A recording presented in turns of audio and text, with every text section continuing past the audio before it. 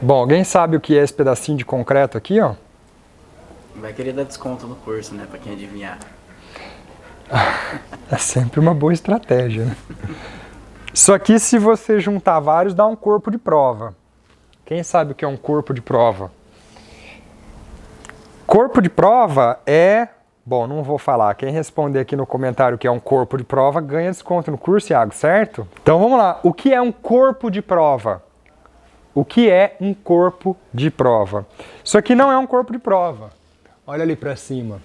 Isso aqui é o resultado de um furo na laje para instalação de caixinha elétrica, tá? Então a gente demarca os pontos de elétrica da laje, vem com uma máquina específica, né, uma perfuratriz, e aí ela vai lá e abre esses vãos para colocar essas caixinhas amarelas que vocês estão vendo. Então uma coisa que é bem importante saber é que nessa fase que a gente está, né, de montagem da laje, é uma fase muito importante porque o engenheiro, o arquiteto ou o profissional que está acompanhando a execução da obra, ele vai ter que checar que todas as infraestruturas que devem passar pela laje estão de fato nos locais corretos. Por quê? Porque a laje normalmente é usada para você passar elétrica e muitas vezes hidráulica. Inclusive aqui a gente tem os pontos de iluminação embutidos na laje, como vocês puderam ver.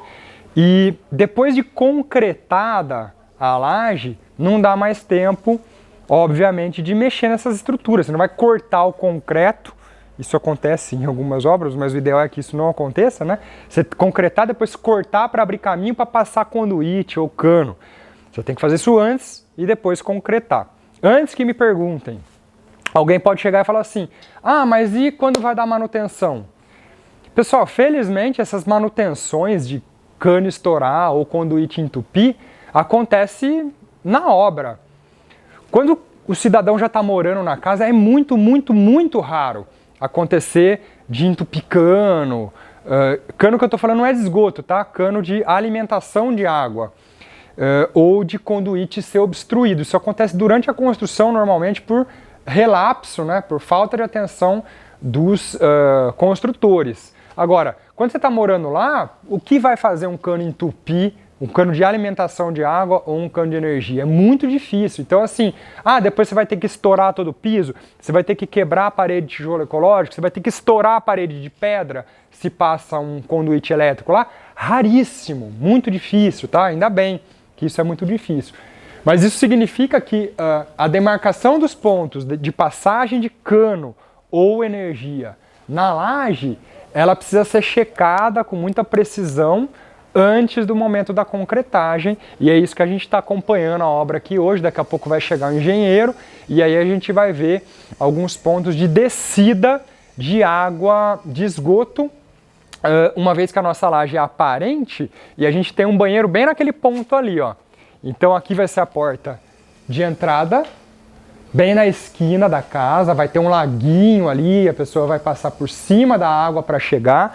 Tem outra porta de entrada nessa lateral aqui, né? Então a gente vai ter a cozinha naquela face da lateral esquerda, tem a garagem, aqui é a sala, aliás aqui é o acesso, o jardim, ali na parede de pedras tem a sala e aqui tem um banheiro em cima do meu hall de entrada. E aí a gente vai ter que definir os pontos de passagem do cano, uma vez que a gente tem aqui toda a estrutura aparente. Então, muito provavelmente eu vou usar esses espaços, eu vou conversar isso com o engenheiro, esses espaços vazios perto de um pilar, para a gente fazer o que a gente chama de boneca, né? Que é um fechamento só para esconder o cano.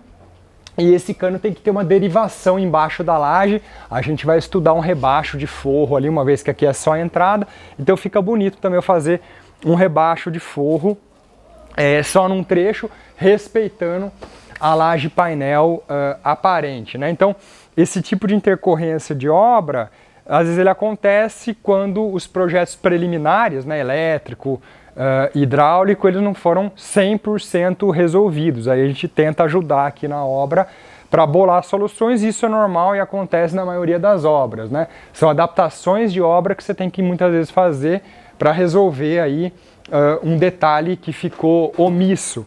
E uma coisa importante da gente ver aqui também, pessoal, olhando aquela laje ali, lembra que eu acabei de falar que essas lajes vão ficar aparentes, né?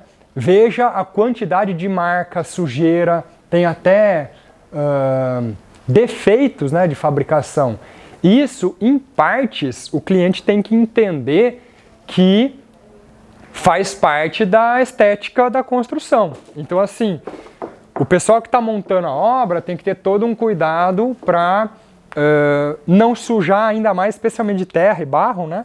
Uma laje que vai ficar exposta. Quando você vai botar o escoramento de madeira, você risca essa laje. Então tem que tomar cuidado com isso, mas existe também a possibilidade de fazer uma limpeza antes da entrega final, né? O pessoal praticamente vai lixar o concreto para ele retomar a cor original e passar uma resina, né?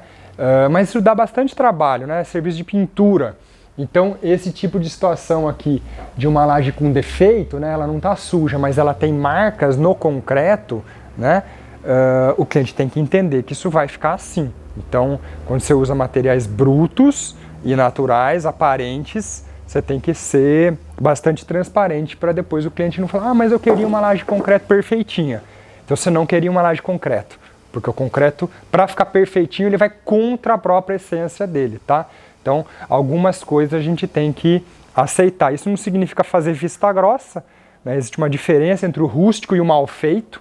Então a gente tem que aceitar a rusticidade das coisas. Então você veja que essa parede, por exemplo, em pedra, ela foi muito bem executada e óbvio que ela tem a sua irregularidade. Você vê que tem algumas pedras que estão sujas de terra, elas vão ser limpas antes de ser passado depois uma resina, né?